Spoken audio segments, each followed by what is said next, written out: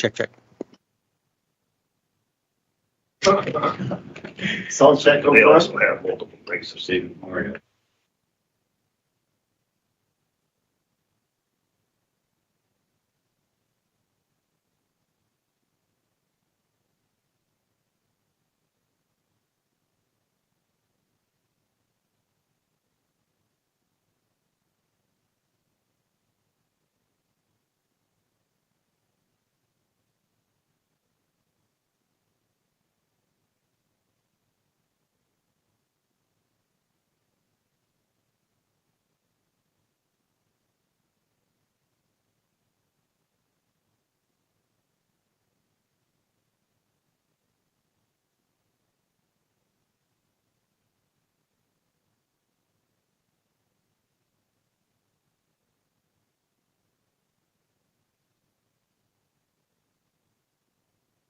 All right. Lieutenant Governor, can you hear us?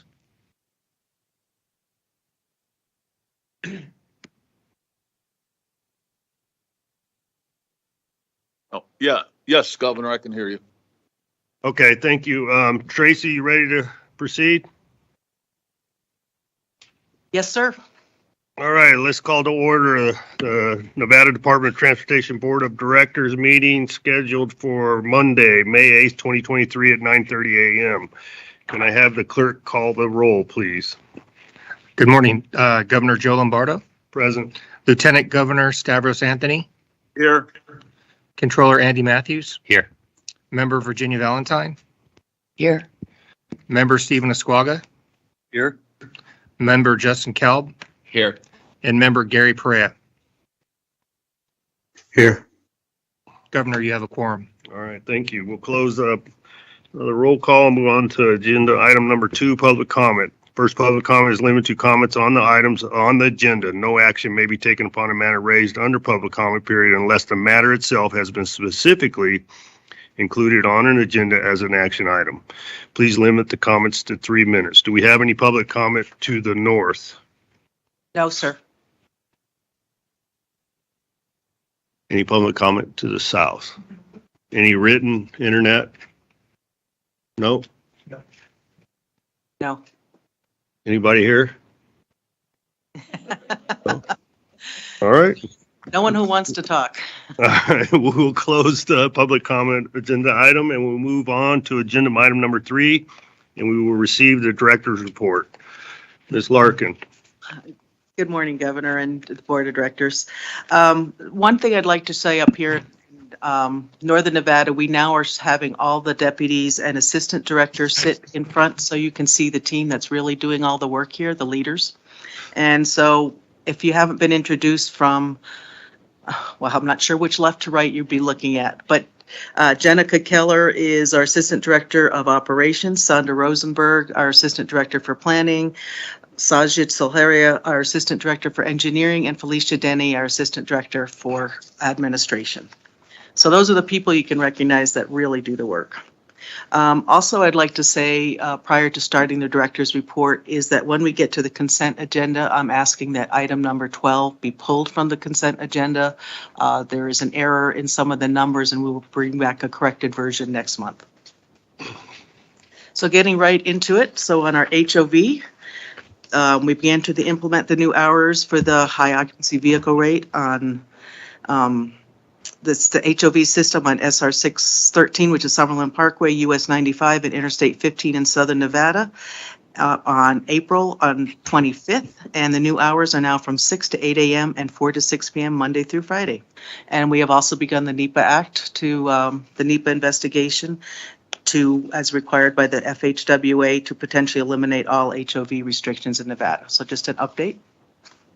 On the Sparks Boulevard project, or the next one going over some projects, we are working in cooperation with the Regional Transportation Commission of Washoe County, City of Sparks, and FHWA, hosting public meetings in here, and this includes widening Sparks Boulevard between Bering Street and the I-80 ramps, in addition to providing connectivity to many multimodal trails and transit. Construction is scheduled to begin next year, and it is being done in conjunction with the Spaghetti Bowl Phase 2 project. It is not part of that project, but just being done in conjunction. Last week, we held the groundbreaking on the Pyramid Highway. This project is being done in conjunction with RTC Washoe, City of Sparks, Washoe County, and the contractor Granite Construction. It's a 2-year project to widen and improve more than 2-mile stretch of Pyramid Highway, and work has begun.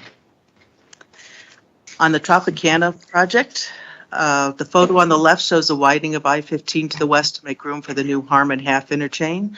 And the photo on the right shows crews pouring concrete for what will eventually be the base of the Harmon Half interchange. The middle photo shows work happening closer to I-15 in Tropicana, where the north half of the Tropicana overpass was demolished in January and is being built to be taller, wider, and more capacity. Tonight, actually this evening, we will begin installing the first of 10 new active traffic management systems, part of the overall systems that you see along I-15 now that was put in on previous phases with NEON.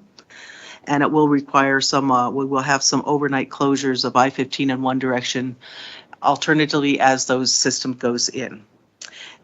We are on target to finish our project in 2025, 26. And I bring that up as a note just because we've already been asked about the potential of, with the baseball stadium go in, how that affects our schedule. It really doesn't. If it moves forward, they're scheduled to break ground in 2024 and be complete and finish in 2027, 28. On the I-15 US 95 Charleston, the ramp from the southbound 515 to Charleston, which was closed April 10th, will reopen this week after a complete renovation. And then both ramps on the south side of the project will need to be closed for approximately 30 days, and that will happen later this summer. So now looking north, going up to I-580 in Reno. I-580 Reno construction between Peckham Lane and Mill Street just began in mid-April. And this is rehabilitating approximately 2.5 miles of I-580 from Peckham Lane to Mill Street. If you've driven it, you'll notice a lot of aging and cracking sections of the concrete are being excavated and or filled in certain areas, and then they will be resurfaced with asphalt. We will also be rehabilitating the interstate bridges in the area. There is a section that will not be resurfaced as those were previously repaved in 2015, so we'll be skipping those sections. On the Mount Rose Highway, we're going to see periodic lane and shoulder turn closures beginning in early June, and we're launching a project to improve turns and accessibility on the lower Mount Rose Highway. The project will add a concrete medium turn islands and eastbound right-hand turn lane on Mount Rose at Callahan Road. It reconfigures median islands for additional turn protection between the highway and Edmonton Drive, and it will also allow for left-hand turns from Edmonton Drive to westbound Mount Rose Highway. There's also a protected 10-foot wide paved shared use path constructed between Thomas Creek Road and Edmonton Drive on the highway south side. There's a lot of students there. There's a lot of university and high school in the area, so we're adding protection for all the users in the area. On improving Incline Village, we launched the third season of a multi-year project to enhance state routes 431 and 28 near Incline Village. We're not only repaving the highways, we're also installing ITS conduit line installation on State Route 28 on the California border past the casinos, as well on the Northwood-Southwood Boulevard intersection in Incline Village to near the parking at the East Shore Bike Path Trailhead. Reconstructing roadway cross slopes for enhanced roadway alignment and drainage in the area, and then also adding some guardrail, sidewalks, ramps, and other driveway accesses. Now getting on to because we are still watching it, just really kind of noting that we've been fortunately in kind of a pause because the weather has been cool enough that has prevented some of the really rapid snow melt that we're looking at. But as you can see from the pictures to the right here, that we are well above snow levels and water content coming down. So we're continuing to work there on northern Nevada and then also with the Truckee River. And then the next slide showing on the Walker and Humboldt River flood watches. Again, you can see looking at the graphs there, which I just kind of find fascinating, frankly, but they're, it's so well above there. We're still looking at how the reservoirs are being drained. We're still draining out by Fallon. We're still draining Lahontan. There's other reservoirs being drained. We're working closely with the Walker, Humboldt, Carson, and Truckee River affiliates and agencies there.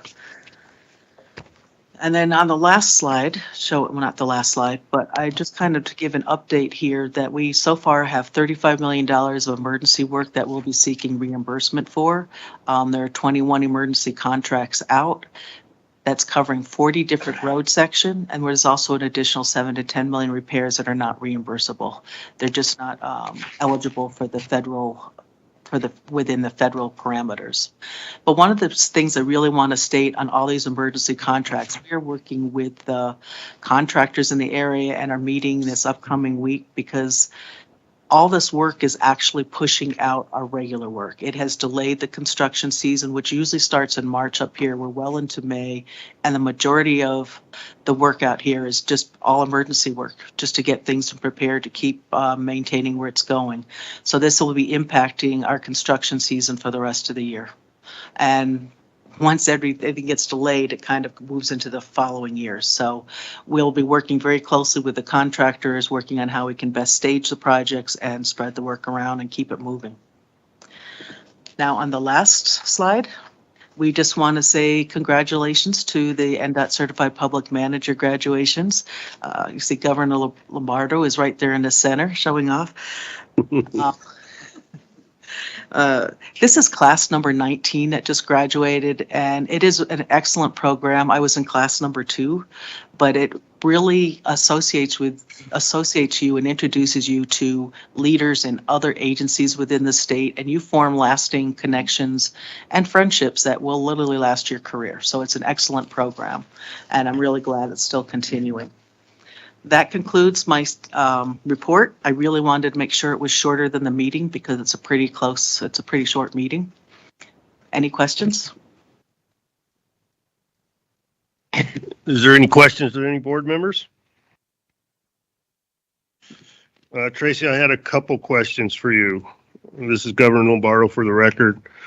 On the I-15 Tropicana update potential baseball stadium, Yes. Is there some reason why you listed baseball stadium? As to my understanding, this contract's been in fruition for quite some time. The only reason I brought it up is because we have been receiving questions regarding how it could impact our project, and it does. Okay. And then if we go to, bear with me, emergency contracts Yes. and 7 to 10 million repairs not reimbursable. Is that outside of the emergency declaration?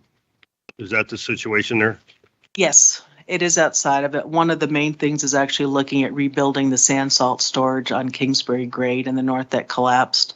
And the day it collapsed, I literally went and asked if as the structure could be reimbursable through various methods, but it wasn't connected specifically with any single event, and it was outside the dates. So that's Okay. what we're just going to have to absorb here. All right, and then on the future, just for myself and the other board members on your report, the director's report, would you mind when you do these titled events, can you provide timelines associated with it? Oh, sure. Yes. When the anticipated start time is, and anticipated length of the project? Noted. Okay. Yes, thank you. All right, appreciate that.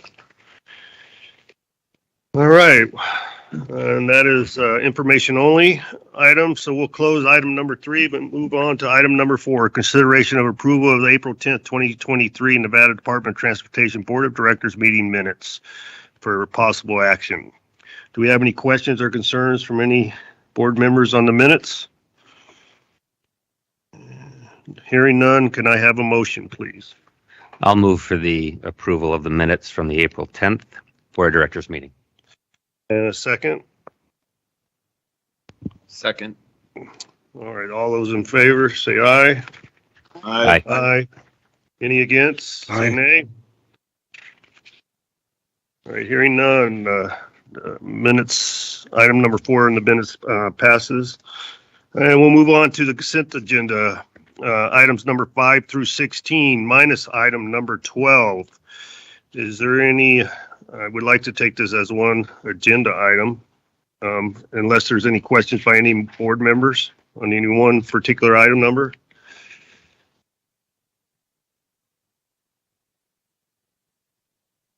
See none, hearing none. Justin, Jan? All right, we will take that as one item minus item 12. Anybody want to make a stab at a motion there?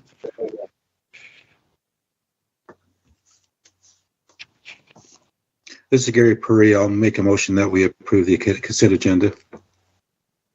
A second? I'll second.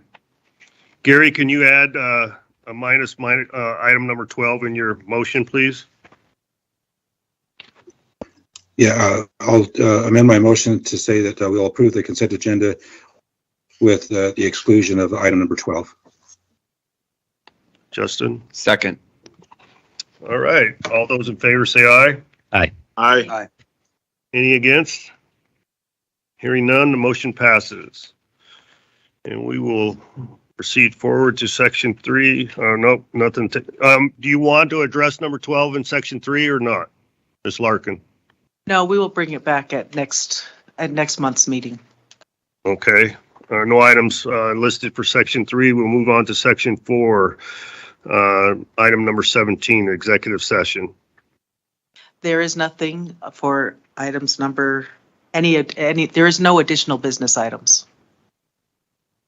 Okay. Do we need to make a motion on that if there is none? No. Okay.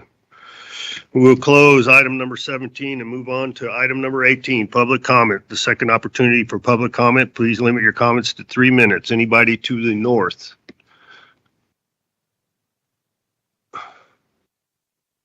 No, there is no one here to speak. I don't know. I see one of your assistant directors there trying to activate the mic. Do one of them want to talk? No, sir, I was stating the same thing. We have no one here to make a public comment. Anybody here? Jeff? You don't want to talk about your contract being approved, Major? Yes, sir, if you'd like. No. All right, seeing none, hearing none.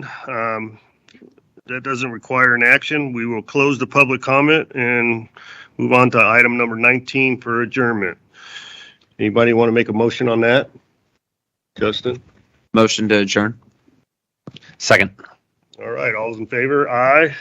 Aye. Thank you for your time. Governor, Appreciate it. Heard by you. I do think I failed at keeping the director's report shorter than the meeting. No, you did great. Thank you, Tracy.